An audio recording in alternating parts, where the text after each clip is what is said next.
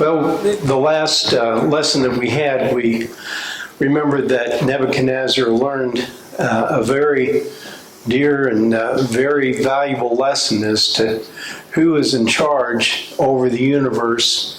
And actually, I would believe that something happened to him to where that maybe he came to know the Lord. I really don't have any proof positive on that that I can point to as far as Scripture, but his whole outlook and what he said in the last chapter of the book of Daniel, or excuse me, the fourth chapter of the book of Daniel, kind of leads me to believe that he definitely had a change of heart.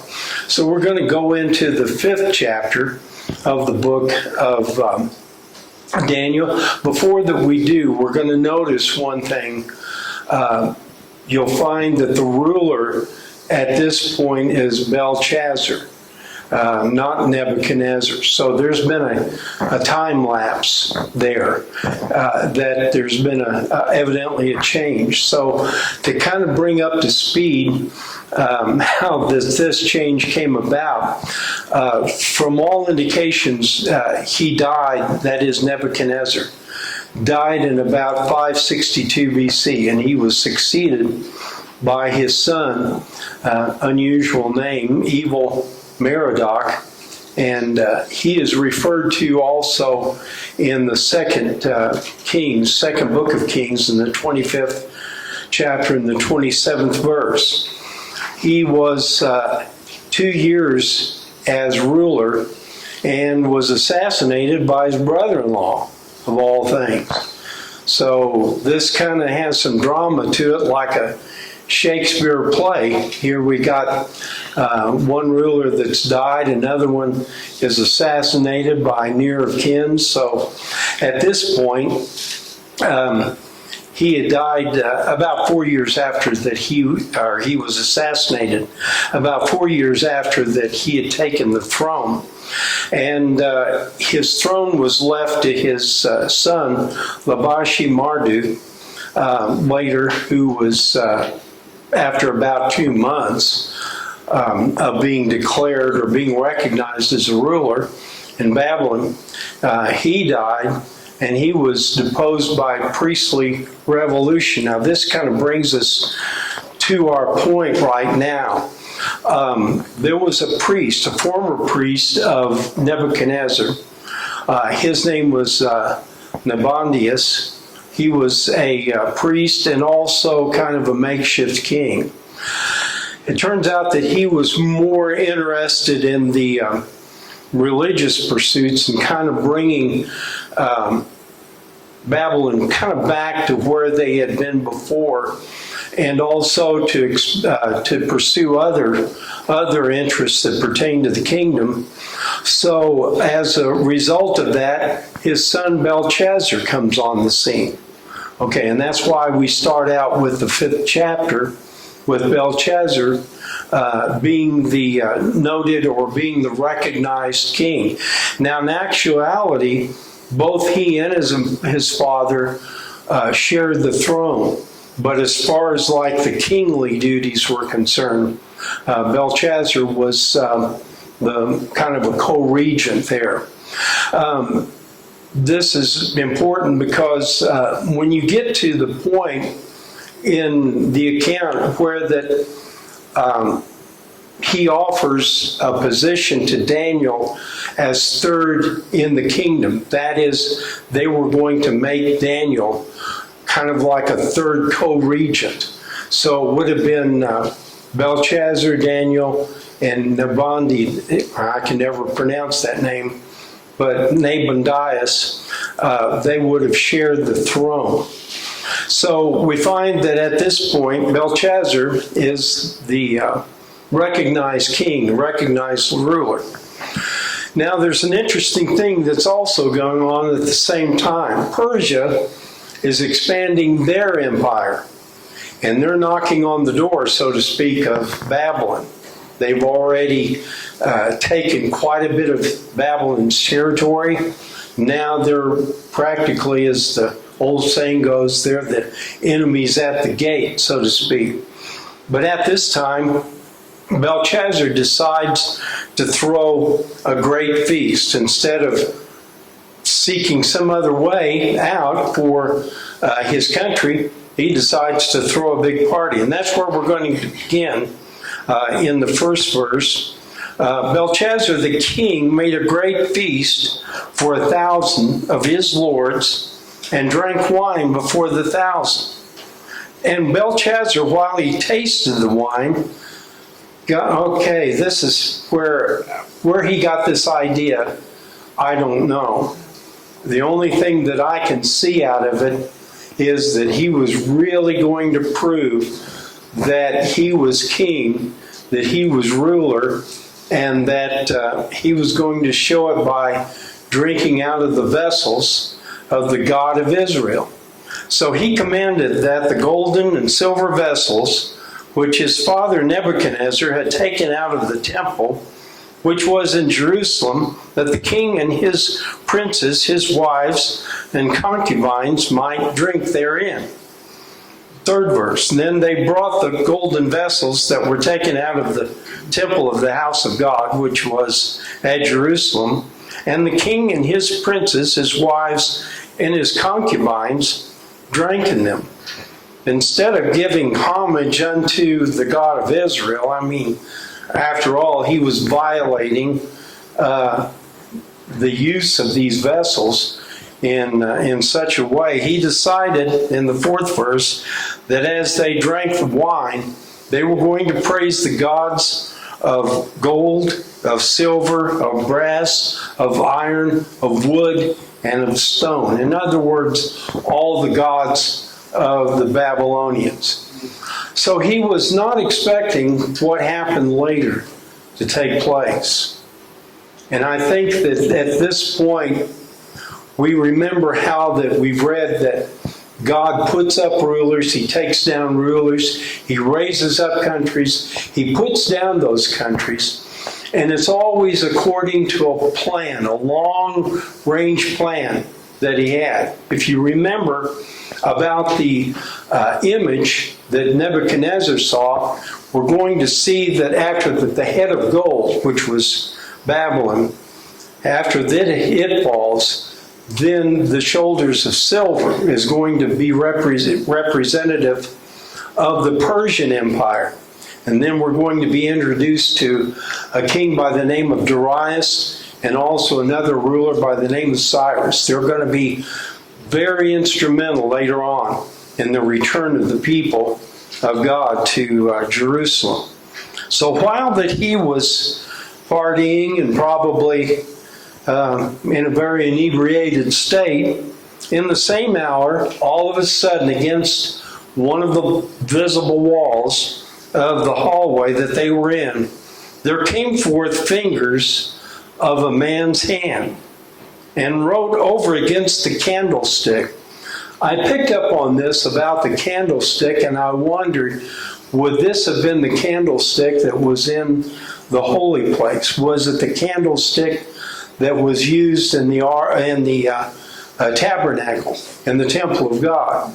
And maybe they decided, hey, we'll light this thing up. Well, there was some light that came about and illuminated what was about to take place. And I think that they probably placed that candlestick there, maybe by the hand of God, so they could see clearly what was being written there. Something that may have looked to them like accident actually was in the providence of God. And I'm just speculating on that. But it wrote on the wall of the king's palace, and the king saw the part of the hand that wrote. Well, then the king's countenance was changed. He became very frightened, and his thoughts troubled, so that the joints of his loins were loosed, and his knees smote one against another. In other words, he became so frightened that his knees knocked together. I'm kind of taking liberty with the Word of God. I always thought that when this affected his loins, that maybe he might have wet himself whenever that he saw it. He was so frightened that the internal functioning of his organs and his body just practically collapsed there. And so this so frightened him that he called for the astrologers, the Chaldeans, and the soothsayers. And the king spake and said to the wise men of Babylon, whosoever shall read this writing and show me the interpretation thereof shall be clothed with scarlet, have a chain of gold about his neck, and will be third ruler in the kingdom. And then came in all the king's wise men, but they could not read the writing. Now, we're not sure here if it meant that they could not read it because they didn't understand, couldn't give the words, or if they didn't know what the meaning was. But nevertheless, they had nothing to say to him. They could not discern it at all. And so, as they were trying to make sense out of it, it said they could not make known unto the king the interpretation. And then was Belshazzar greatly troubled, and his countenance changed, and his lords were astonished. In other words, he sobered up pretty quickly without a cup of coffee. And he really began to take notice.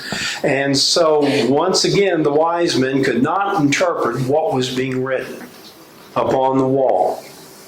Now, the queen, and when they say queen here, sometimes queens who survive the kings, they were still respected as royalty, even though they weren't technically queens as such. And we find that over in the book of Esther. The queen, by reason of the words of the king and his lords, came into the banquet house, and the queen spake and said, O king, live forever. Let not thy countenance be changed. Now this is where that it really becomes interesting. There is a man in thy kingdom, in whom is the spirit of the holy gods, and in the days of thy father, light, understanding, and wisdom, like the wisdom of the gods, was found in him. You know, sometimes people will recognize and see that the presence of God is in someone, or detect that there's something different about it. They can't describe it, but they describe it the best way they know how. And so I think that's what she was doing here whenever she said, a man is in whom is the spirit of the holy gods. She wasn't trying to attribute to him that he was like a worshiper of Marduk or any of the other gods of the Babylonians. But the best way that she could describe it, this man was different than all of the astrologers, than all of the Chaldeans. He had a wisdom about him that was not like the typical wise men that they had. And so she indicated to him and said to him, the king Nebuchadnezzar, thy father. Now, whenever that they say sometimes thy father, they sometimes refer Nebuchadnezzar as being the father as being kind of in line. Like, I don't know of a good example to compare this to, but they might say this king is the son of so-and-so, even though he may not be directly related to him. They refer to him as son as being next in line as a king or as a royal. The king, I say, thy fathers made master of the magicians and astrologers. For as much, 12th verse, for as much as an excellent spirit and knowledge and understanding, the interpreting of dreams, showing hard sentences, dissolving doubts, were found in the same Daniel, whom the king named Belteshazzar. Now let Daniel be called. And she had confidence enough. She said, and he will show the interpretation. So this is the scene. Daniel has not been probably called in for something like this, or any kind of advice or advisement, perhaps for a long time. And the estimation of Daniel's age is that he may have been approaching 80 years of age. He'd been in the kingdom for 50 plus years. And think about it today.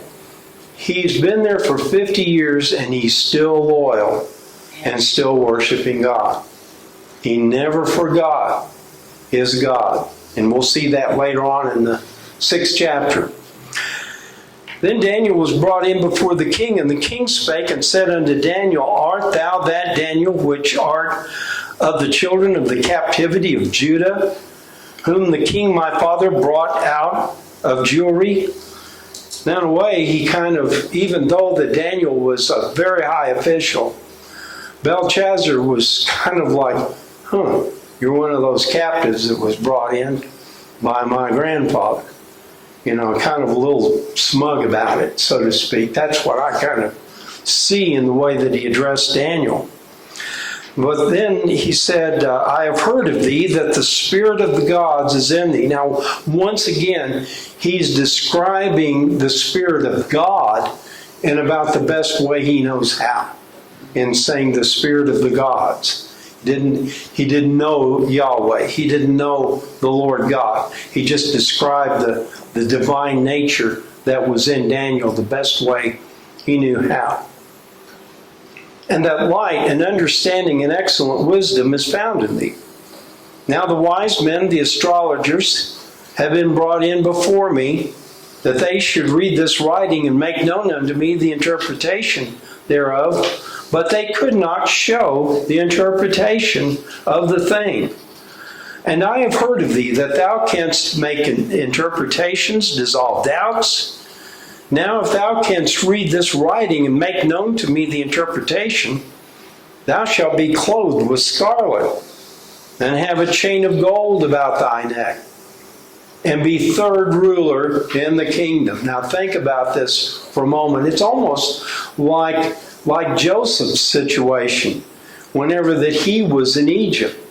Joseph had a special gift from God that God was able to use and God was able to get glory out of. Later, Joseph was like a prime minister in the land of Egypt.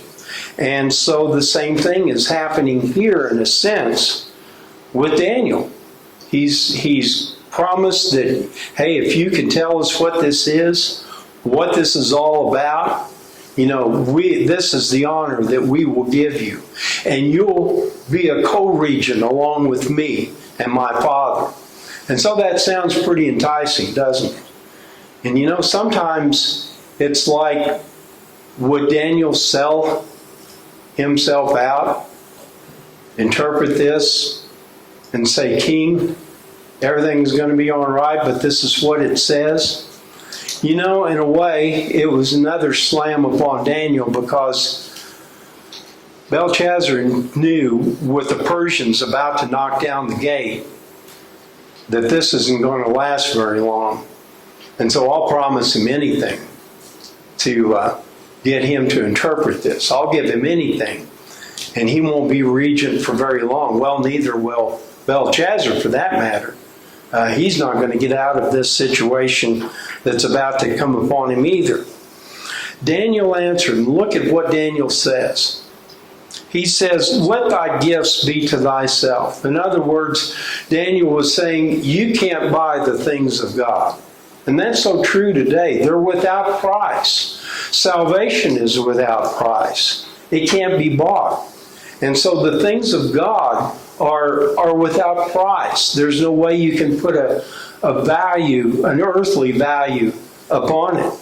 He said, let thy gifts be to thyself, and give thy reward to another, but yet I will read the writing, he said, unto the king, and make known unto him the interpretation. Now he's going to go back and he's going to give him just a brief history about his father, or if you will, about Nebuchadnezzar. O thou king, the Most High God gave Nebuchadnezzar thy father a kingdom, majesty, glory, and honor.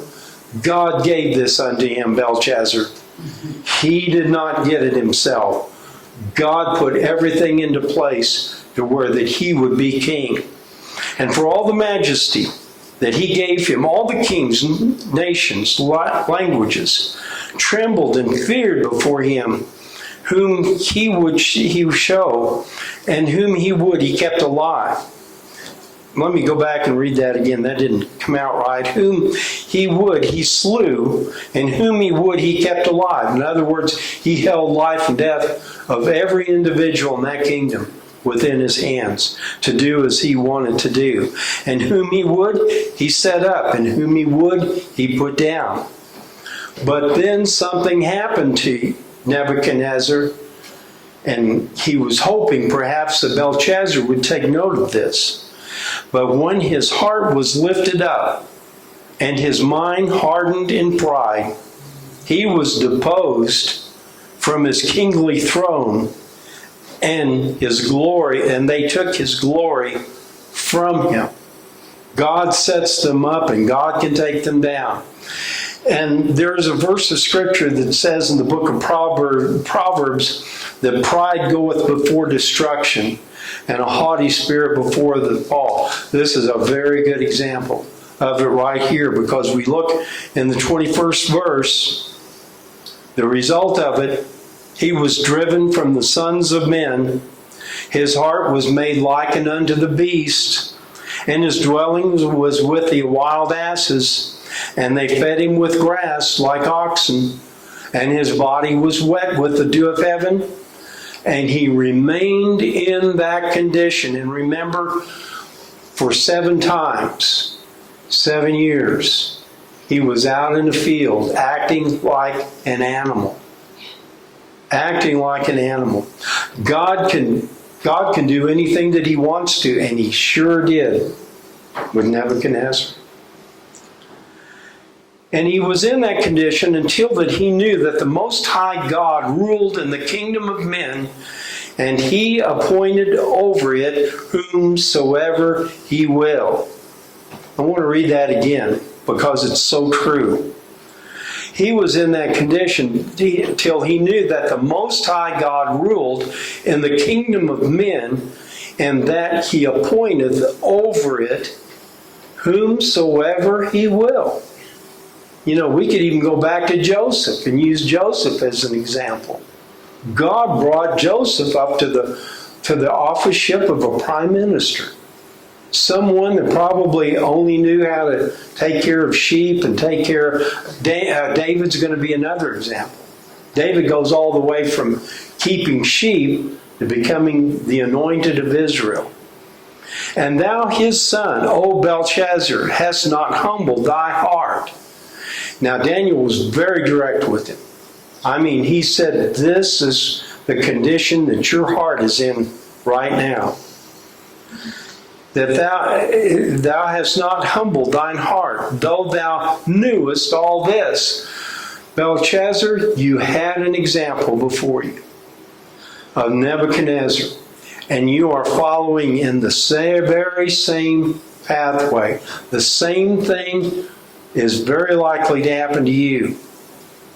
You've lifted up yourself against the Lord of heaven, and they have brought the vessels of his house before thee, and thou and thy lords, thy wives, thy concubines, have drunk wine in them. Thou hast praised the gods of silver and gold, of brass, iron, wood, and stone, which see not, hear not, nor neither know. And the God in whose hand thy breath is. Underline that. The God in whom thy breath is. We get our heartbeat from God. You know, we're not a perpetual thing that just keeps going. We get our heartbeat. We get our next breath, the next brainwave. God holds within his hands. And I'm thankful that he's merciful and very gracious today. So he says, goes on a little bit further, and he says, then was the part of the hand sent from him, and this writing was written. God sends a warning before judgment. God always sends some sort of warning before the judgment comes. Here's what was written upon the wall. Mene, Mene, Tekel of Upharsin. I'm not sure if I probably butchered that. But this is the interpretation of it. And notice the very first words here. Actually, it's just 3 words that the hand wrote. One of them was twice. This is the interpretation of the thing. God hath numbered thy kingdom and finished it. God numbered the days that this kingdom would be in existence. He put who he would as ruler, and he said, it's now finished. Now, I think not just only from the standpoint of like Belshazzar's blaspheming God did this happen, but I think that this was part of that prophecy that was made, or the dream that Nebuchadnezzar was made, that there was a head of gold and now shoulders of silver. The time had come for the next kingdom to come along. And as we said before, God can do whatever that he wants in all of this. This Tekel, thou art weighed in the balances and art found wanting. Whenever that you think about a balance that they used in that day and time would have like the standard weight on one side. And whatever was being weighed was put over in the other side. Now, if this over here was up to standard, they would balance out. If this one over here was lighter, or there was a deficiency, or there was something that was not right about it, of course, it would not be able to be balanced out. Now, I know that's really simplistic, and you're saying, well, what's the point in that? Belshazzar was weighed in the balance. The standard was over here of what a ruler morally and spiritually should be. And he said, you are weighed in the balance, and you've not met the standard. And I think we can take that as an example. I know that you've heard preachers preach about this towards the lost and everything, but in this instance it could be applied to what this individual was being judged for. You have blasphemed God, and you knew all along what happens whenever the pride lifts a ruler up. Your grandfather or your father Nebuchadnezzar was an example. And yet you do it. Yet you did it altogether.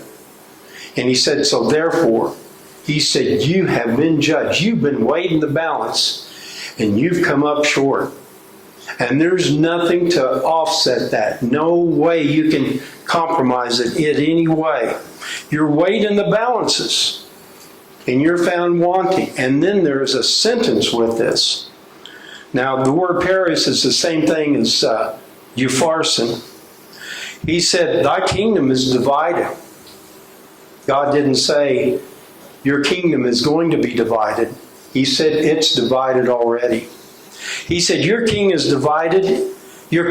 divided and given unto the Medes and the Persians. Now, unfortunately, Belshazzar didn't get it.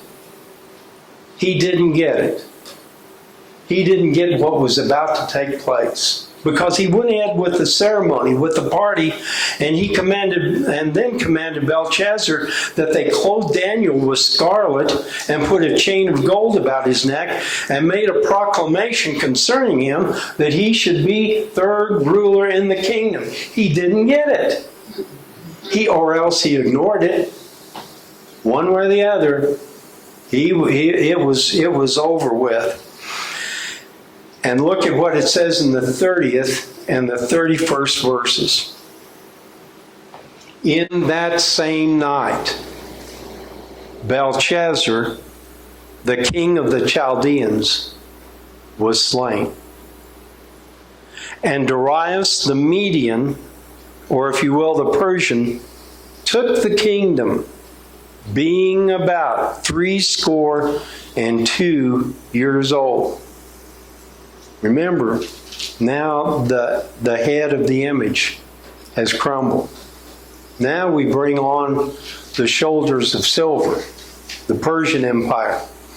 And so, if you've got questions with you there. We might just go into that because there's two sets, just for discussion, because they're divided up between the two chapters. I thought I had them here. Oh, here they are. I'm right in front of me. Yeah. Who killed the king? You know? We're not for certain because most of the time royalty doesn't go into battle. We're not sure that Darius did it, but what they think happened was the Persians had come upon the city. The river Euphrates ran through the city. So at one of the walls, they had kind of like a place where that they could either let water from the river in or let it out, one way or the other. What they think happened was that some of the Persian soldiers had dug kind of a canal and diverted the water from the Euphrates so that it wasn't in the city. Well, in so doing, they were able to go, and the gate that would lift up and down, they just lifted it up and went right on in. And so probably, I'm going to guess one of the soldiers did. Ultimately, no, God killed him. Right, Yeah. right. And surprisingly enough, God sometimes uses a source we wouldn't even think of. You know, he like we said, he can do whatever he wants to do. Yeah. I have a question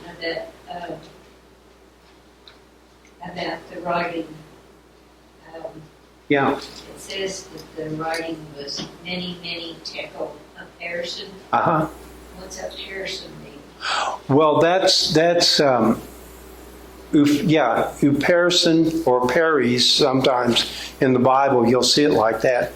It was kind of a message that that your kingdom is going to be taken over by the Medes and the Persians. That was the last part of the message. It was just one word, but Daniel was able to look at it and understand from God what that was about. And that's where that comes from. All right. Okay. We'll go over some of the questions as discussion and then move on, if we can, to the 6th chapter. Who was the king at the great feast? Belshazzar. Right. Belshazzar. How did the king use, or how did Belshazzar defile the vessels of the house of God? Yeah. Yeah, he used them in a manner that they were not designed and commanded of God to be used. And you know, it's interesting. The Israelites were commanded as to how they were to use these vessels, but it went for everybody.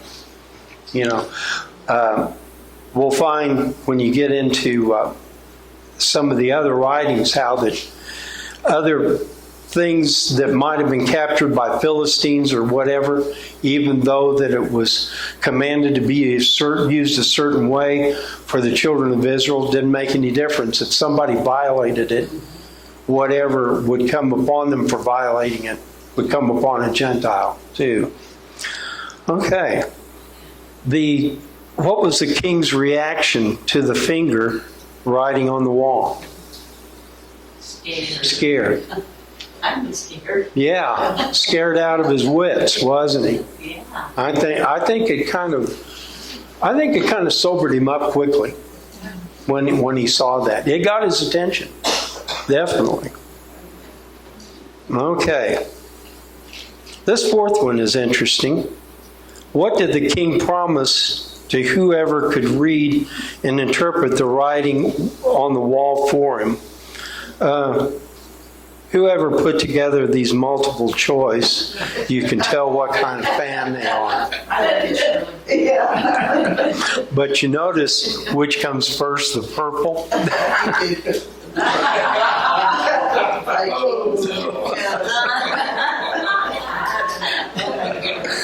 pretty bad. That's pretty bad. Right in it. Yes.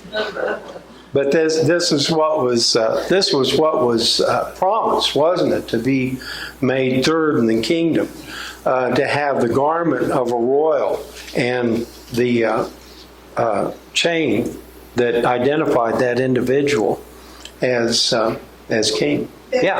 That's Shirley's favorite color. Yeah, red is mine. Purple Yeah. is his. Yeah. That is her favorite. Yeah. Purple is his. Question 3 on the handwriting. Was it actual the finger of God? That's interesting. Now, they kind of give you to believe that it was a hand, because I'm just using kind of speculation.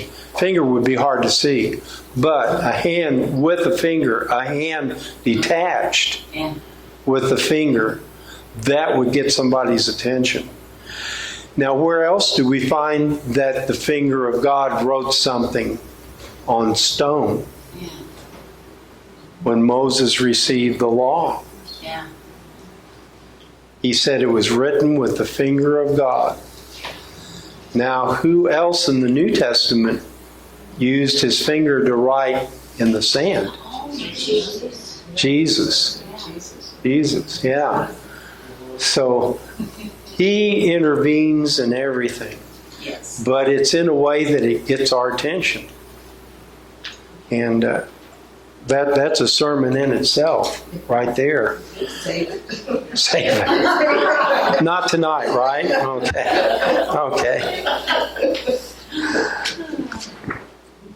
Okay. Who read and interpreted the writing for the king? Daniel. Daniel was called in. And it's interesting, before the Daniel interpreted it, unlike the wise men who would have, well, this is what it says, O king, he kind of gave Belshazzar a little sermon. Yeah. He said, your father, Nebuchadnezzar, and he gave him all the history of what happened to him whenever that God kind of pushed him out to pasture, showed it, so to speak. And you'd think that Belshazzar would have kind of grasped onto something that he would apply to himself, but unfortunately. And it was interesting, it was the queen, his wife, Yeah, who told him about Daniel. right. So she must have had her ear more in tune to what was going on around her than the king did. Right.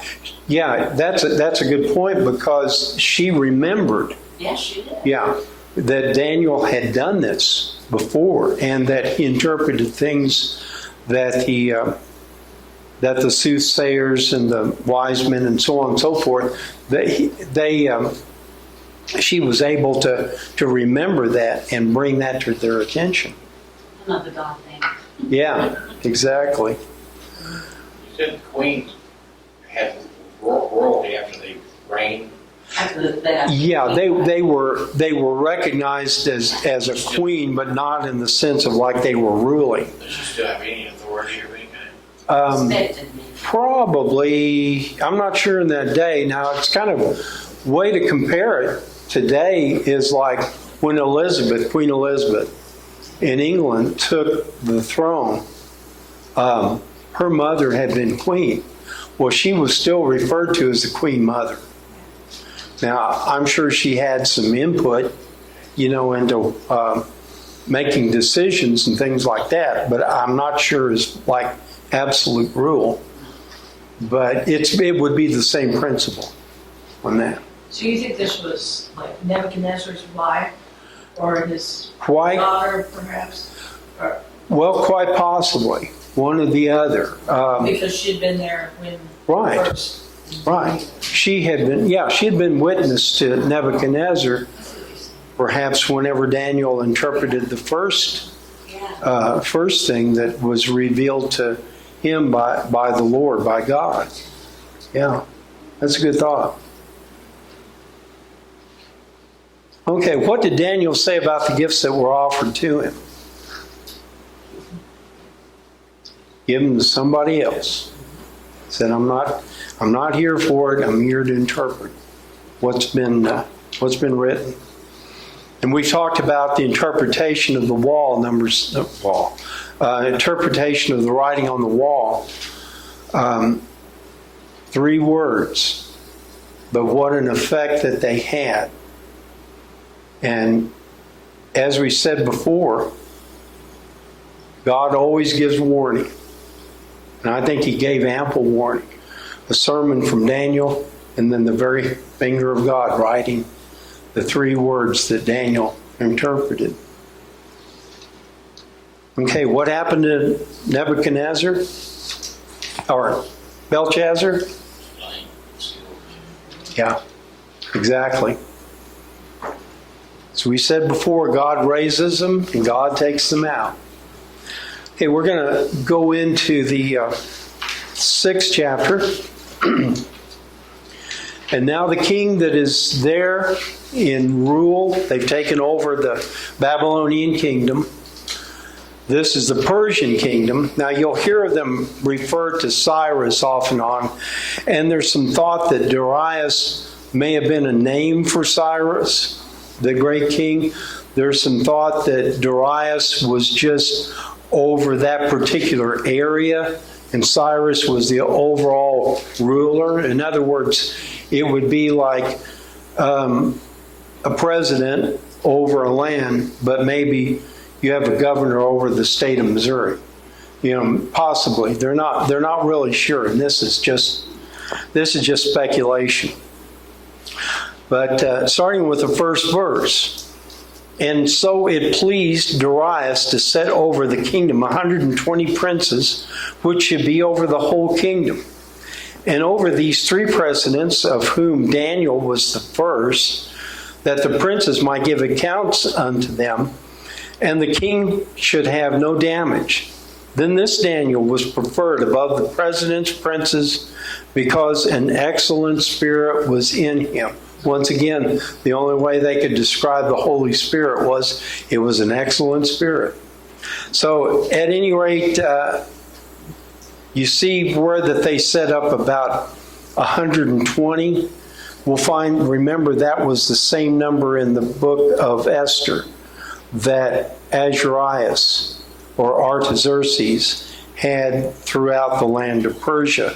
This is the beginning of the Persian Empire. And taking over the Babylonians. And then the presidents, okay, we're going to see human nature enter in here. Okay, we're going to see some finagling taking place. And we think that it's only for our day and time. No. They were after each other all the time to take over in power. And we said one time that the king almost had to be looking over his shoulder constantly, or have somebody he could trust very close to him. The presidents and princes sought to take occasion against Daniel concerning the kingdom, but they could find none occasion, no fault, for as much as he was faithful, neither was there any error or fault found in him. So then said these men, we shall not find occasion against this Daniel, except we find it against him concerning the law of his God.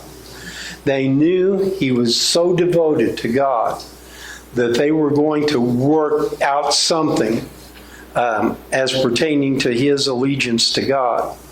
And so then these presidents and princes assembled together to the king and said thus unto him, King Darius, live forever. A king, whenever that you have someone coming in like that, it would raise your suspicions a little bit. Live forever, O king. And you wonder if these guys are up to something. And they were. Well, all the presidents of the kingdom, of the governors and the princes, the counselors, and the captains have consulted together to establish a royal statute to make a firm decree that, okay, here's the catch in the decree, that whosoever shall ask a petition of any god or man for 30 days, save of thee. He said, shall be cast into a den of lions. They've already set it up, and now they're about to pull the hook and get the situation going. Now, O king, establish the decree and sign the writing, that it should not be changed according to the law of the Medes and the Persians, which altereth not. Wherefore, King Darius signed the decree. And I think it kind of appealed to him a little bit. They knew how to appeal to him. That, O king, nobody should pray except you. I mean, you are the sovereign. Darius, you are the one that makes everything of this kingdom the way that it is, and no one should give allegiance to anybody else or pray to anybody else except you. And I can almost imagine it got to Darius, and he thought, you know what, I'll show him I'm better than Nebuchadnezzar. I'm better than Cyrus. So at any rate, this is what happened. Now you remember that when these particular rulers would pass a decree, nothing could be done to change it. It was carried out. Remember what happened in Ruth? Whenever that Haman got the king to pass a decree about the Jews, and it could not be changed, he couldn't go back and amend it. Very same principle here. And it's always against God's people. That's what the amazing thing is. It's always against God's people. Now, when Daniel knew that the writing was signed, he went into his house, and his windows being open, his chamber towards Jerusalem, he kneeled upon his knees 3 times a day and prayed and gave thanks before God as he did aforetime. You know, there's a verse of scripture in the Psalms that says, if I should forget thee, O Jerusalem, let my right hand forget her cunning, and my tongue cleave unto the roof of my mouth. And you know, that was just how faithful that Daniel was. In spite of a rule like this, he flung open the doors or windows of his house as he'd done before, and he prayed got on his knees and prayed 3 times a day. These men assembled and found Daniel praying. I imagine they were in the curtain somewhere watching. Found Daniel praying and making supplication before his God. And when they came near and spake before, the king concerning the king's decree, hast thou not signed a decree that every man that shall ask a petition of any god or man within 30 days, save of thee, O king, shall be cast into the den of lions? In other words, now king, remember, you signed this decree. You remember this decree? Yes, he remembered the decree. And remember that the thing is true according to the law of Medes and Persians, which altereth not. Here's where they got the hook in. Then answered they and said before the king, that Daniel. Oh, isn't that interesting? That Daniel. That Daniel. That prime minister that you've got there. He's not worshiping you, king. That Daniel, which is of the children of the captivity of Judah, regardeth thee not, O king, nor the decree that thou hast signed, but maketh this petition 3 times a day. And then when the king heard these words, he was sore displeased, not with Daniel, but with himself. He realized what had happened. But yet God is going to use this to show who is in control and who the sovereign ruler of the universe is. He was sore displeased with himself, and he set his heart on Daniel to deliver him. And he labored to the going down of the sun to deliver him. He sought out, is there anything I can do? Is there any way that I can amend this? Is there any way that this can be changed? Can we find something? These men assembled unto the king, said unto the king, know, O king, that the law of the Medes and the Persians reminds him again, that no decree nor statute which the king established may be changed. boy, this is where they got legalistic. No, they didn't offer an option. They didn't even present an option to him. So then the king commanded, and they brought Daniel, and they just got right to it. They got what they wanted. They didn't wait. They didn't hesitate. They cast him into the den of lions. And now the king spake and said unto Daniel, Thy God whom thou servest continually, he will deliver thee. Isn't that something that he would make a statement like that? This pagan king, thy God will deliver thee. And that's what we tell the lost. God will deliver you. God will deliver you. Have faith in him. And a stone was brought and laid upon the mouth of the den, and the king sealed it, probably reluctantly, with his own signet and with the signet of his lords, that the purpose might not be changed concerning Daniel. The king went back to his palace, and he passed the night fasting. Neither instruments of music brought before him, and his sleep went from him. He didn't even turn on his MP3. He was just so distraught. Nothing could comfort him for what he was so sorrowful for. But then he rose up very early in the morning and went in haste unto the den of lions. And when he came to the den, he cried with a lamentable voice unto Daniel. And the king said unto Daniel, O Daniel, servant of the living God, is thy God whom thou servest continually able to deliver thee from the lions?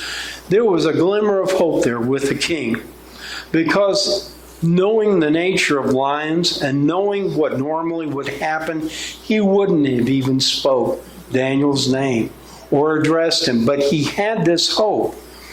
And so he said these things unto him, is he able to deliver thee from the lions? And then Daniel said unto the king, O king, live forever. My God, get this. Daniel even witnessed it. He was able to identify who came there in the den with him. My God hath sent his angel, and king, he shut the lions' mouths, that they have not hurt me, for as much as before him innocency was found in me, also before thee, O king, have I done no hurt. He wasn't upset with the king. He knew God delivered him, but he wasn't upset with the king. I believe he wanted the king to see who it was that was in charge in all of this. Then the king was exceedingly glad for him, commanded that they should take Daniel up out of the den. And Daniel was taken up out of the den. No manner of hurt was found upon him. Just like the three Hebrew children, there was no sense of smoke upon them. There was not a scratch. There was not a bite. Probably not even a hair from the lion's mane, was upon him. No manner of hurt was found upon him, because, I never noticed this before, because he believed in his God. We can take a lesson from that, because of God. And the king commanded, they brought those men which had accused Daniel, they cast them into the den of lions, them, their children, their wives, and the lions had the mastery of them, and break all their bones in pieces, or ever they came to the bottom of the den. See what these men had done? They not only tried to throw an innocent man inside of a den, but they brought judgment upon themselves and upon their children. And that can happen. A person can bring judgment upon generations to come, behind him or to follow him. And that's what they did. And I know this sounds like it's cruel on the part of God.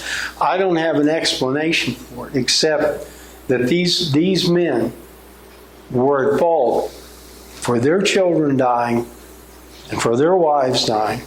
And that's about the only way that I can explain it. I still believe we serve a merciful God, a gracious God. But I do believe we serve a holy God. And He deals with sin and with wrong. Then Darius wrote, unto all the people, nations, and languages that dwell in the earth, peace be multiplied unto you. I make a decree that in every dominion of my kingdom, men tremble and fear before the God of Daniel. For He is the living God, steadfast forever, and His kingdom, that which shall not be destroyed, His dominion shall be even unto the end. He delivereth, He rescueth, He worketh signs and wonders in heaven and in earth, who hath delivered Daniel from the power of the lions. And so this Daniel prospered in the reign of Darius and in the reign of Cyrus. Notice there's a similarity here. God gets acknowledgement from these kings. And I'm reminded of the Bible verse in Philippians. It says that when He comes, every knee shall bow, every tongue shall confess that He is Lord, to the glory of God. God reveals Himself to these kings, though they come from a pagan background. And I think that it's very poignant and very interesting that they acknowledge the God of Daniel, but the Lord God of all the universe. So we're going to look at the 6th chapter, and just for discussion. Okay, who is Darius?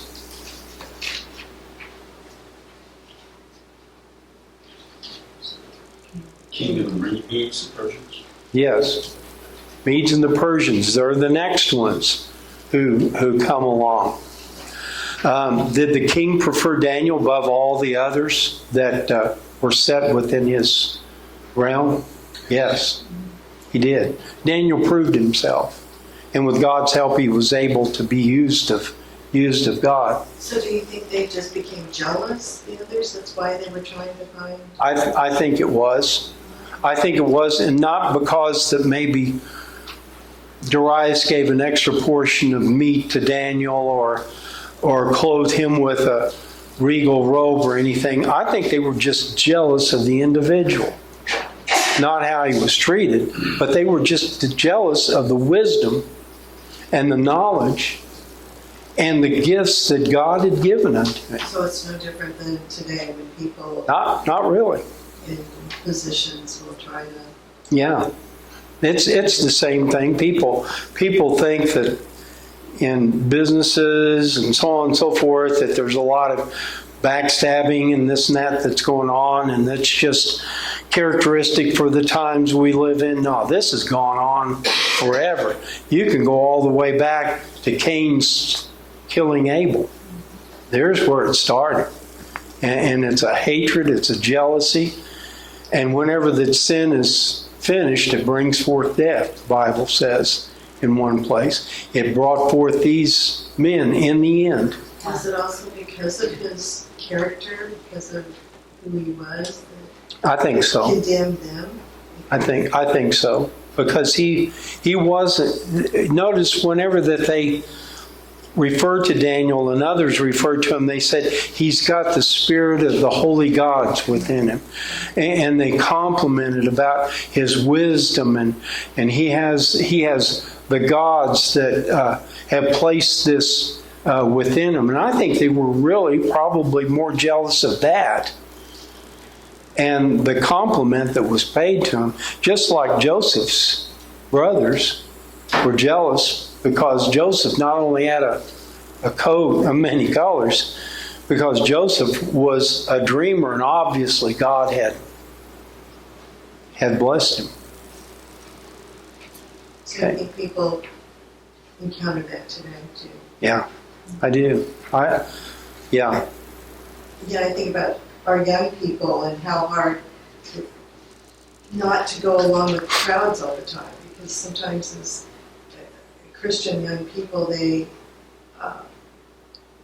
get given a really rough time because they're not participating.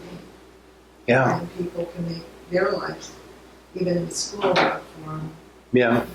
That's very true. And that's why we need to pray for them and pray for the people that are abusing them or bullying them, because they're recognizing that there's something in them that's different and perhaps condemns them. Okay, what did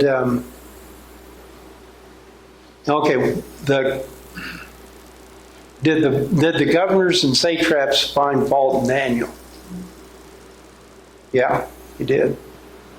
What did the king decree, and why did the council want this decree made? Remember? The only thing they found was that he Yeah, he prayed 3 times a day. Okay, what did Daniel do 3 times a day? Prayed. I don't know. He may have brushed his teeth and took a walk too. You know? It seems like he did a lot of things that made people jealous of him. Okay, the king couldn't change his decree, and there's a reason for that. What was that? Allah. Right. Once it was law, that was it. No amendments to it. What did the king say to Daniel about his God?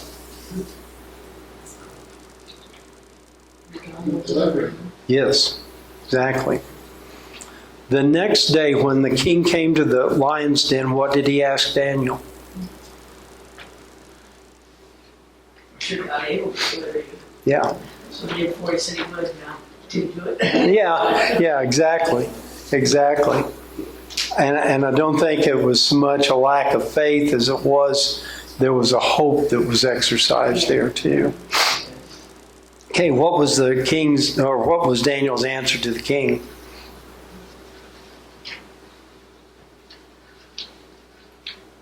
angels are taking care of him.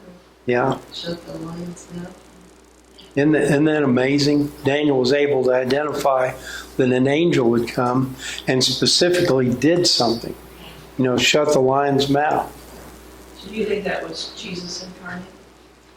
Or was it an angel? I could be, because I'm of the belief. Now this is my opinion, and it's opened up a thing that's always been kind of a favorite of mine. I think there were times, though Christ was not in the flesh, I think there were times whenever that the Son of God made his appearance and made his presence known. We find it with the 3, the 3 Hebrew children. Who was that 4th man? How did he get there? Same thing with somebody like Melchizedek. Neither beginning of days nor end of life. So I would say that's very possible. Very possible. Very likely. Okay, what did the king do to the men and their families that accused Daniel? Yeah. And their families suffered because of these men. Isn't that something? It was their choice. They could have turned at any time and stopped, but they brought it upon their family too. Okay, and what did the king say about Daniel's God after God protected Daniel in the den?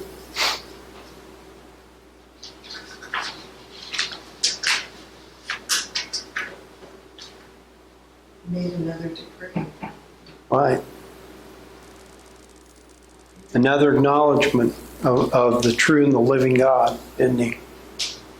Okay. He's the living God. Right. Anyone else? Any thoughts on these? So this is the Darius and Cyrus are the ones that started letting the captives go back, right? Right. Yeah. There was a decree made by Cyrus, but nobody carried out the decree at that point until later. I mean, it wasn't an immediate thing that took place, but Cyrus decreed it, yeah. So all of these events with God intervening and him saying about God eventually led to that. you think? Yeah, I think so. I'm not sure that Daniel was necessarily around in the palace whenever Esther came along, but I would imagine his influence was still there. I didn't realize how old Daniel was when he was in the lion's den.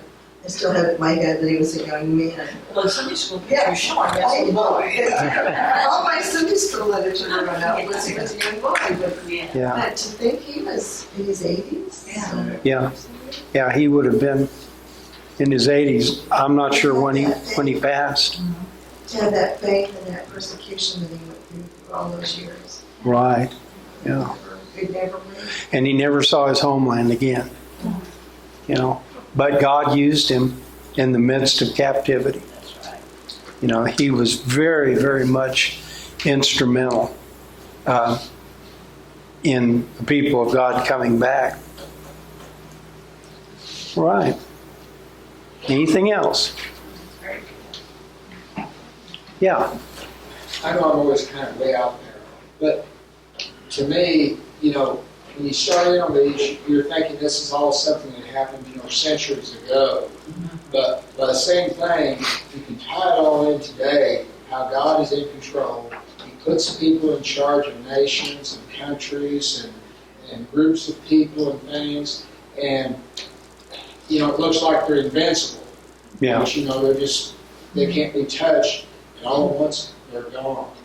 Yeah. And sometimes, many people suffer during that, but also God is always in control. He comes back and, it's just, like I say, it's pretty miraculous. And I think He does it even, going on a much smaller scale. I think He can do it in our personal lives, in our Right. church, Right. communities, and He puts people in.